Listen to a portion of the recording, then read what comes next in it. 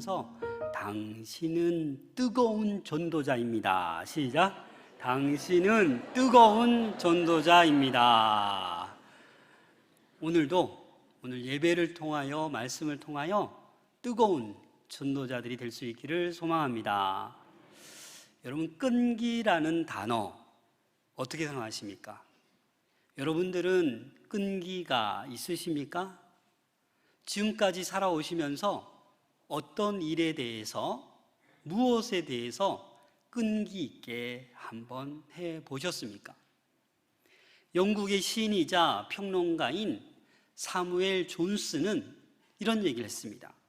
진정 위대한 일은 힘에 의해서가 아니라 끈기에 의해서 이루어진다 라고 말했습니다. 미국의 제30대 대통령 켈빈 쿨리지는 이 끈기에 대해서 말했습니다.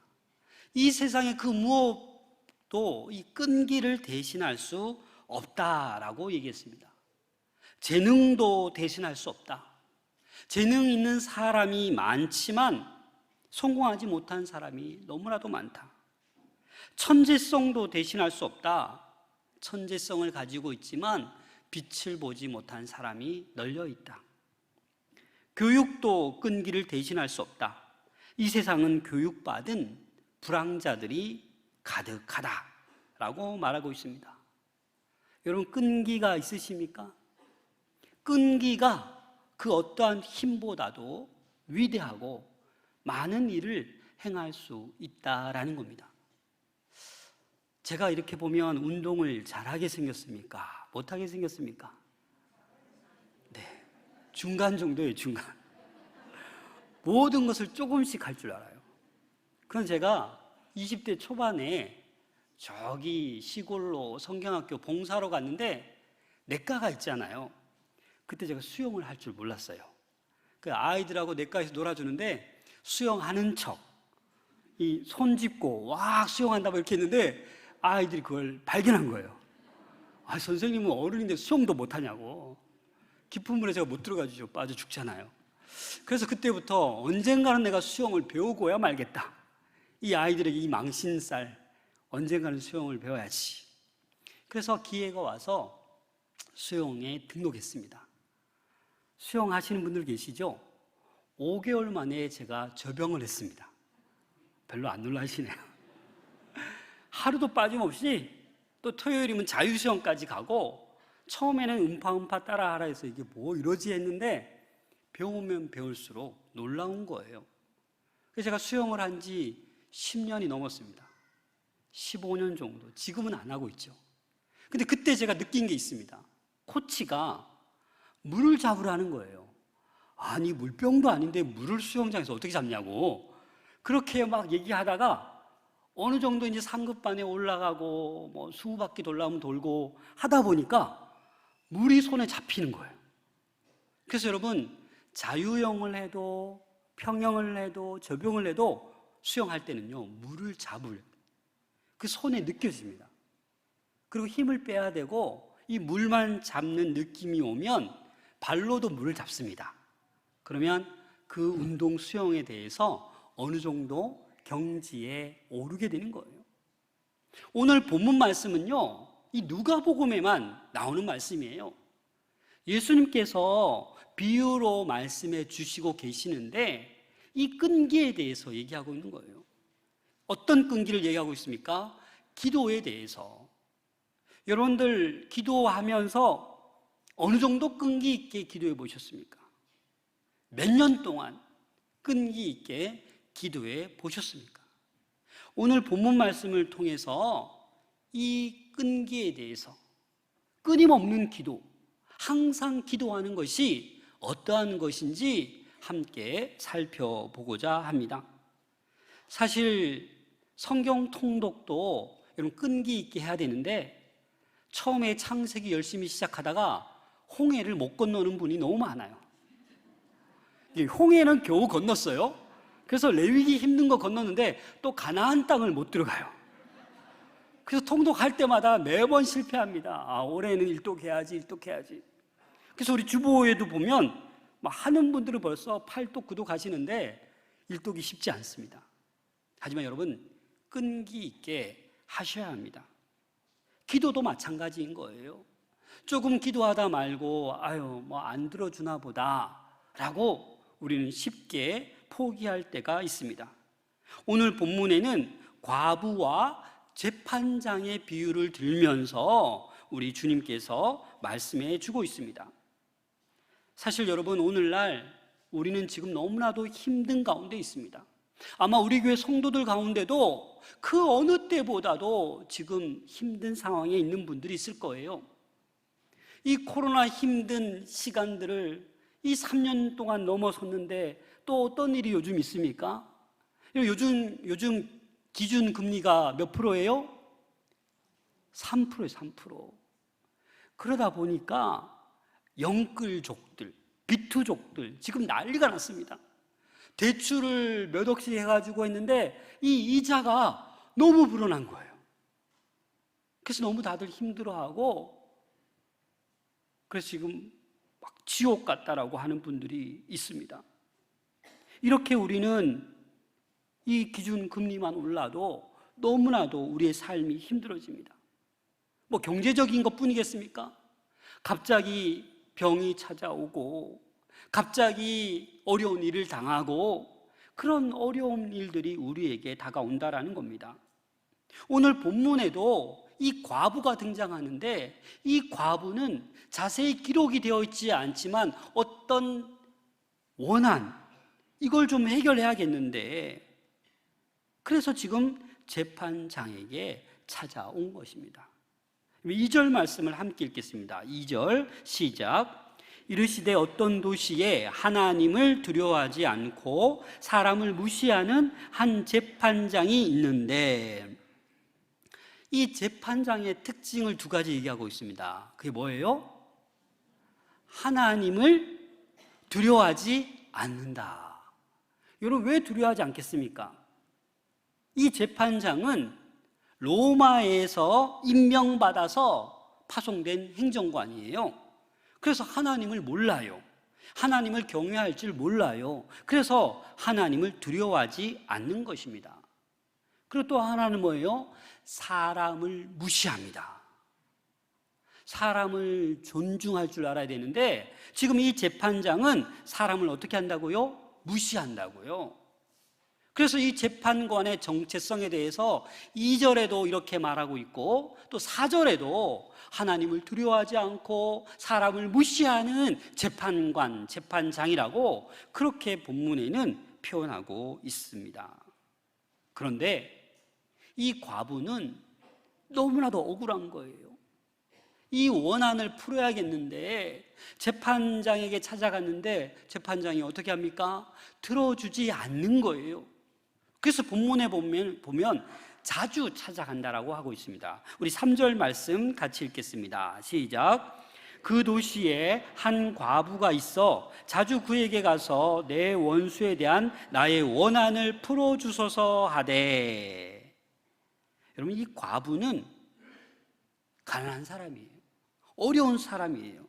소외된 사람이에요. 그래서 원한이 있는데 이 원한을 재판장에게 얘기하면 재판장은 이들을 위해서 그 원한을 풀어주고 재판해 주는 책무가 있는 거예요. 그런데 이 재판관은 어떻게 합니까? 안 들어주는 거예요. 그래서 이 과부는 어떻게 해요? 자주 또 가고 또 가고 또 찾아가는 거예요. 이 과부는 재판장에게 나의 원한을 풀어주소서 에크디케오.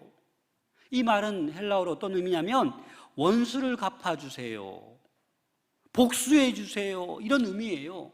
그래서 재판장에게 내가 이런 억울한 일이 있는데 갚아줘야 됩니다라고 찾아갔는데 이 재판장은 어떻게 하고 있습니까? 안 들어주고 있는 거예요. 들은 채 만취한 거예요. 그런데 이 과부는 포기하지 않고 계속 찾아갑니다. 4절, 5절 말씀 같이 읽겠습니다. 시작. 그가 얼마 동안은 듣지 아니하다가 후에 속으로 생각하되 내가 하나님을 두려워하지 않고 사람을 무시하나 이 과부가 나를 번거롭게 하니 내가 그 원한을 풀어주리라. 그렇지 않으면 늘 와서 나를 괴롭게 하리라 하였느니라. 이 얼마 동안이 언제 어느 정도인지 몰라요. 그런데 이 과부가 계속 찾아왔다는 거 아닙니까? 그래서 이 재판장이 가만히 생각해 보니까 속으로 생각한다라는 건 뭐예요? 독백으로 얘기하는 거예요. 독백으로. 얼마 동안 내가 이 과부의 이야기를 전혀 무시했는데 독백으로 이렇게 얘기하는 겁니다. 내가 하나님을 두려워하지도 않고 내가 사람을 무시하고 있는데 이 과부가 번거롭게 하네. 더 나아가서 나를 괴롭게 하네. 그래서 이 재판장이 생각을 한 거예요. 야, 이러다가 안 되겠다. 나를 성가시게 하고 저렇게 자꾸 찾아와서 귀찮게 하니까 그냥 그 원한을 내가 들어줘야겠다. 이렇게 지금 마음을 먹은 거예요. 사실 이 재판관은 가만히 보면 뇌물에 관심이 있는 사람일 수도 있습니다. 재판장의 책무를 다해야 되는데 이 과부가 빈손으로 오니까 들어주기 싫은 거예요. 재판장에게 어떤 금품도 주고 잘 좀 재판해 주세요 이러지도 않으니까 이 재판장은 끝까지 자기 중심적이에요. 지금 이 원한도 들어주는 게 그 정말 과부를 위해서입니까? 누구를 위해서예요? 자기를 위해서예요. 귀찮게 하고 성가시게 하니까 나를 위해서 그래 들어줄게, 이런 태도라는 거예요. 그런데 여기에서 보면 이 괴롭게 하다, 휘포피아제라는 단어가 어떤 의미가 있냐면 눈을 멍들게 하다, 괴롭히다, 학대하다, 이런 말이 있어요. 이런 의미가 있어요. 이 말은 뭐냐?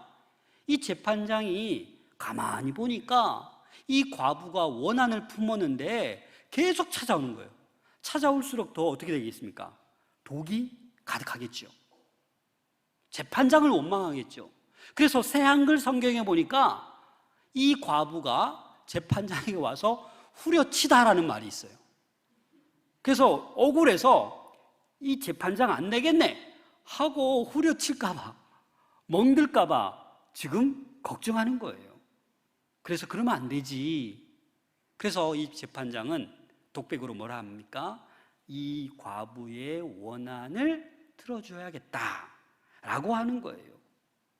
6절 말씀 같이 읽겠습니다. 시작. 주께서 또 이르시되 불의한 재판장이 말한 것을 들으라.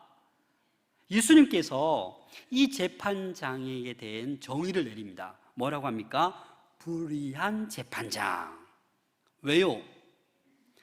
자기의 책무를 다하지 않고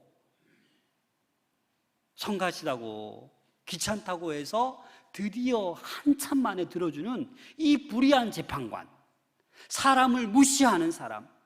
여러분, 재판관은 어떻게 해야 돼요? 사람을 존중할 줄 알고 바르게 재판해야 되잖아요. 근데 이 재판장은 불의한 재판장이에요.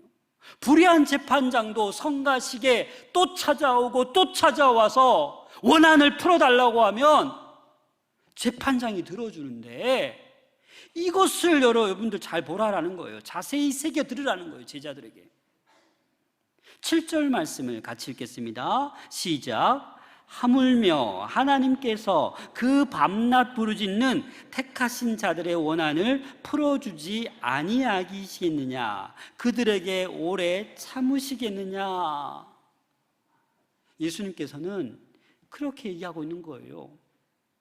하나님께서 택하신 자들, 하나님의 자녀들, 하나님의 백성들이 밤낮 부르짖을 때 그 원한을 풀어주지 않겠냐라는 거예요. 불의한 재판관도 저렇게 들어주는데 너희를 택한 아버지 하나님께서 너희의 지금 그 어려움, 그 원통함, 그것을 들어주지 않겠느냐라고 말씀하고 계시는 것입니다. 하나님께서는 우리의 부르짖음을 들으십니다. 우리의 도움을 구하는 그 외침을 들으십니다. 우리가 구할 때 자비를 베푸십니다. 그냥 지켜만 보고 계신 분이 아니다라는 겁니다. 이 말씀을 묵상해 보면 이 마태복음 7장 말씀이 떠오릅니다. 우리 마태복음 7장 11절 함께 읽겠습니다. 시작. 너희가 악한 자로도 좋은 곳으로 자식에게 줄 줄 알거든 하물며 하늘에 계신 너희 아버지께서 구하는 자에게 좋은 곳으로 주시지 않겠느냐. 악한 자라도 떡을 달라 하는데 돌을 주며 생선을 달라 하는데 뱀을 줄 아버지가 어디 있느냐? 하물며 너희 아버지께서 구하는 자에게 좋은 곳으로 주시지 않겠느냐라고 말씀하는 것입니다. 기도도 마찬가지라는 거예요. 끝까지 구하라는 거예요. 만약에 여러분 이 과부가 지쳤어요. 아유, 안 되겠다. 저 재판장 보통 분이 아니네. 내가 계속 찾아가도 안 들어주시네 하고 그냥 멈춰버렸다고 합시다. 또 재판장은 어떻게 해요? 아이, 귀찮고 성가시네. 내일 오면 내가 들어줘야지 라고 했는데 과부가 안 갔어요. 그럼 어떻게 되는 거예요? 응답이 없는 거죠. 어떤 속공이 큰 바위를 깨려고 계속 내리칩니다. 100번을 내리쳤어요. 바위가 끄덕이 없어요. 그런데 101번째 탁 내리쳤더니 바위가 깨지는 거예요. 그럼 이건 뭡니까? 그동안 계속 내리쳤기 때문에 101번째 되었기 때문에 깨지는 거예요. 만약에 이 석공이 100번까지 내리치다가 아유, 그만하자 라고 멈췄다면 그 바위는 깨어지지 않는 거예요. 그래서 여러분, 오늘 본문에서는 이 과부와 이 재판장을 통해서 예수님께서 핵심 주제 말씀하고자 하는 게 뭡니까? 항상 기도하라. 낙심하지 말라. 그렇게 지금 말씀해 주고 있는 것입니다. 우리 1절 말씀을 함께 읽겠습니다. 시작. 예수께서 그들에게 항상 기도하고 낙심하지 말아야 할 것을 비유로 말씀하여. 그냥 항상 기도해라, 낙심하지 말아라 그러면 이해를 못하니까. 누가요? 이 그들은 제자들을 이야기하는 거예요. 이 앞에서 17장에서 하나님의 나라에 대해서 얘기한 다음에 지금 이 얘기를 제자들에게 비유로 말씀해 주고 계신 것입니다. 여러분, 유대인들은 하루에 몇 번 기도합니까? 3번 기도합니다. 규칙적으로. 그래서 정해진 규칙적인 유대인들의 기도 시간이 있지만 예수님은 지금 어떻게 말하고 있는 거예요? 항상 기도하라는 거예요. 여러분, 바울은 어떻게 얘기했습니까? 데살로니가 전서 5장 17절 짧습니다. 같이 한번 읽어보겠습니다. 시작. 쉬지 말고 기도하라.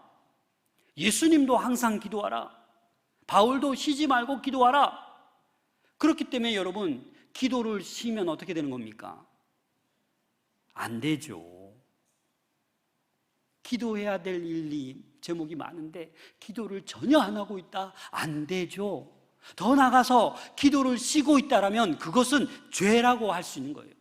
자, 사무엘상 12장 23절 말씀을 함께 읽겠습니다. 시작. 사무엘은 기도하기를 쉬는 죄를 여호와 앞에 결단코 범하지 아니하고 선하고 의로운 길을 너희에게 가르칠 것인즉. 이 말을 사무엘에 있습니다. 너희를 위하여 기도하기를 쉬는 죄를. 이 말은 뭡니까? 너희를 위해서 내가 기도하지 않고 있다라면 뭘 범한다라는 거예요? 죄를 범한다라고 지금 사무엘은 말하고 있는 거예요. 따라서 저와 여러분들도 하나님께서 택해 주시고 자녀 삼아 주시고 구원해 주셨는데 그 은혜를 모르고 기도하지 않고 있다라면 죄를 범하고 있는 겁니다. 뭐든지 구하는 대로 주시고 환난과 어려움 가운데 있을 때 기도를 해야 되는데 기도하지 않고 있다라는 것은 불순종하는 죄라고 말씀드릴 수 있습니다. 요즘 제가 좀 이렇게 기분이 좀 이렇게 목회자도 기분이 업될 때가 있잖아요. 요즘 이 좋은 계절에, 기도하는 계절에 곰곰이 보니까 새벽 기도에 조금씩 나오고 계세요. 수요 기도했는데도 왜 이렇게 많이 오셨지? 이런 마음이 들어요. 저도 이렇게 기분이 좋은데 주님께서는 여러분들이 기도의 자리를 사모하고 기도의 자리로 나올 때 우리 주님께서 얼마나 기뻐하시겠습니까? 여러분, 어떤 교회 가면 특별 새벽 기도회다 하면 새벽 1시, 2시에 일어나서 준비한대요. 자리가 없어질까 봐. 아무쪼록 우리들도 지금 기도해야 될 때입니다. 이번 가을 특별 새벽 기도에 먼 분들은 집에서 유튜브로 들으시면 되고 창원에 계신 분들은 오세요. 오셔서 하나님께 은혜로 구하시고 응답받는 우리 모두가 될 수 있기를 소망합니다. 이 낙심하지 말아야 될 거라고 말씀하는데, 이 낙심하다, 이게 어떤 의미가 있냐면 용기를 잃다, 절망하다, 게을리하다, 이런 의미가 있어요. 왜 그렇습니까? 기도를 하는데 응답이 없거든요. 그러니까 낙심하는 거예요. 그리고 조금 기도하다가 게을러지는 거예요. 이제 그만 안 할 거야. 취업을 위해서 그렇게 기도했는데, 결혼을 위해서 그렇게 기도했는데, 자녀 달라고 그렇게 기도했는데 응답이 없는 거예요. 우리 남편을 위해서, 우리 아내를 위해서 구원해 달라고 그렇게 기도했는데 응답이 없다라는 거예요. 그래서 뭐예요? 낙심하다. 이 말은 절망하다. 이제 나 기도회 안 해. 그만할 거야. 내가 20년 했는데 우리 남편은 더더욱 반대하고 나를 괴롭히는데 그만해야지. 이런 게을러지는, 기도에 대해서 게을러지는 마음을 준다라는 것입니다. 그래서 우리 주님께서는 뭐 하지 말라? 낙심하지 말라. 절망하지 말라. 용기를 잃어버리지 말라. 게을러지지 말라라는 거예요. 그 낙심, 어려운 가운데 오히려 항상 기도하라라고 말씀하고 계신 것입니다. 여러분, 하나님은 우리의 기도에 반드시 응답하십니다. 그것도 하나님의 적절한 때에, 아무 때가 아니라 가장 최상의 것으로 응답해 주십니다. 우리가 기도하면서 신앙생활하면서 많이 경험하고 있지 않습니까?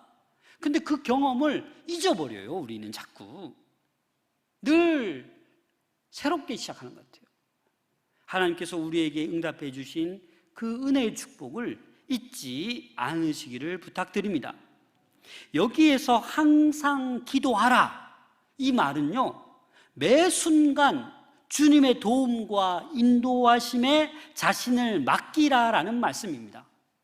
삶 가운데 하나님 뜻대로 살라, 그런 의미가 있다라는 겁니다. 구체적인 삶 속에서 하나님의 뜻을 깨닫고 그렇게 살아가라라는 거예요. 이 기도에 대해서 이 사람의 성장기에 비유한 글이 있더라고요. 이렇습니다. 10대까지의 기도는 1차원적인 기도인데 주시옵소서라는 기도, 주실 줄 믿습니다, 이게 1차원적인 기도예요. 이제 20대가 되고 30대가 되면 2차원적인 기도를 하는데, 하나님의 뜻과 나의 뜻과 일치되기를, 부합되기를 바라는 기도입니다. 성숙했죠? 그럼 마지막 3차원적인 기도, 40대, 50대 성숙한 기도, 어떤 기도이겠습니까? 하나님의 마음과 뜻을 알게 하시고 내 뜻이 아니라 하나님 뜻대로 행하시옵소서. 이게 3차원적인 기도입니다. 우리 가운데는 아직도 믿음이 연약해서 늘 1차원적인 기도, 주시옵소서, 건강 주시고 물질 주시고 승진 주시고 취업 주시고 입학 주시고 이렇게 1차적인, 그 나쁜 게 아니에요. 그런 1차적인 기도도 있지만 이 믿음의 성숙이 되어갈 수 있도록 가면서 어떻게 하는 거예요? 내가 말을 많이 하는 게 아니에요. 1차적일 때는, 사가족일 때는 많이 기도해야죠. 응답 받아야죠. 경험해야죠. 그러나 2차원, 3차원적으로 성숙해 되어가면 내가 말 많이 하는 게 아니에요. 뭐예요? 하나님이 말씀하십니다. 듣는 거예요. 하나님의 뜻을 듣는 거예요. 그래서 이걸 가장 잘 표현한 것이 마태복음 26장 39절입니다. 함께 읽겠습니다. 시작. 조금 나아가사 얼굴을 땅에 대시고 엎드려 기도하여 이르시되 내 아버지여, 만일 할만하시거든 이 잔을 내게서 지나가게 하옵소서. 그러나 나의 원대로 마시옵고 아버지의 원대로 하옵소서 하시고, 1차원적인 기도. 하나님 제발 이 잔을 내게서 지나가게 해주세요. 저 두렵습니다. 하나님 이 고통을 내가 어떻게 겪어요? 무서워요. 이렇게 1차원적인 기도하다가 어떻게 합니까? 침묵합니다. 하나님 뜻대로, 하나님 원대로 하십시오. 다 따르겠습니다. 십자가의 고통, 십자가의 죽음, 그것조차도 순종하겠습니다. 하나님 뜻에 맡기고 있는 것입니다. 루이스 윌슨이라는 사랑받는 의사이자 목사인데 그 책상 위에 이런 문구를 적어 놓았습니다. 근심할 수 있는데 왜 기도합니까? 좀 역설적이죠. 기도 안 하고 근심하고 한숨만 쉬고 있는 성도들이 많다라는 겁니다. 그리스도인이라고 환난이 없습니까? 고통을 안 당한다는 것이 그리스도인이라는 의미가 아니라 그리스도인들도 병듭니다. 그리스도인들도 환난을 당합니다. 그리스도인들도 고통을 당합니다. 하지만 항상 기도할 때, 낙심하지 않을 때 하나님께서 위로해 주시고 응답의 은혜를 주신다라는 것입니다. 헨리 나우엔의 꼭 필요한 것 한 가지, 기도의 삶이라는 책에 보면 항상 기도하는 것, 즉 끊임없이 기도하는 것은 쉬지 않고 하나님만 생각한다 라는 의미가 아니다라고 얘기했습니다. 그것은 불가능합니다. 내 생각에 기도한다는 것은 딴 생각을 버리고 하나님만 생각한다든지 다른 사람들과 시간을 보내지 않고 하나님과만 시간을 보낸다라는 뜻이 아니다라는 거예요. 그럼 항상 기도한다, 끊임없이 기도한다, 쉬지 않고 기도한다라는 것은 무슨 의미입니까? 이렇게 얘기했습니다. 자신의 모든 생각을 두려운 고립된 상태에서 하나님과의 두려움 없는 대화로 옮겨가는 것이 항상 기도하는 것이다. 어렵습니까? 우리는 생각을 많이 합니다. 나쁜 생각, 슬픈 생각, 두려운 생각, 즐거운 생각, 기쁜 생각, 창피한 생각, 많은 생각들을 해요. 그런데 내가 이 나쁜 생각, 창피한 생각을 가지고 있을 때 나만이 고립되어서 두려운 생각을 나만 가지고 있다면 그것이 아니라는 거예요. 내가 기쁜 생각을 하던 두려운 생각을 하던 염려, 창피하고 혐오스럽고 나쁜 생각을 하더라도 거기에 누구가 오셔서, 하나님이 오셔서 그 두려움을 하나님과 나눌 때 그 자체가 뭐예요? 항상 기도하는 삶이라는 거예요. 그래서 우리는 어려움을 당해도 기도를 해야 되는 거예요. 슬픔을 당해도 기도를 해야 되는 거예요. 그런 순간에 하나님께서 우리와 함께 하실 때 그것이 쉬지 않고 기도하는 것이고 항상 기도하는 것입니다. 그리스도인이라고 나쁜 일이 없는 게 아니잖아요. 아이들이 열나고 아플 때가 있죠. 경제적으로 손해볼 때가 있죠.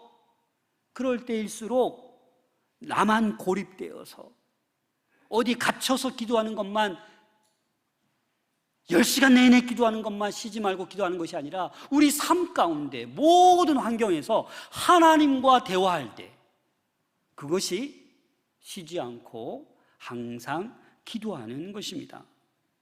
사랑하는 여러분, 끊임없이 생각을 우리 많이 합니다. 그런데 이 끊임없는 생각을 끊임없는 기도로 바꾸셔야 됩니다. 그것이 바로 자기 중심의 독백에서 하나님 중심의 대화로 나아갈 수 있는, 항상 기도할 수 있는 것이다라는 것을 여러분들 기억하셔야 합니다. 목사인 저도 예를 들어서 아우 창피하다, 내가 그때 왜 그랬을까, 내가 왜 분노했을까, 이런 마음에 갇혀 있다라면 나만이 갇혀 있는 거죠.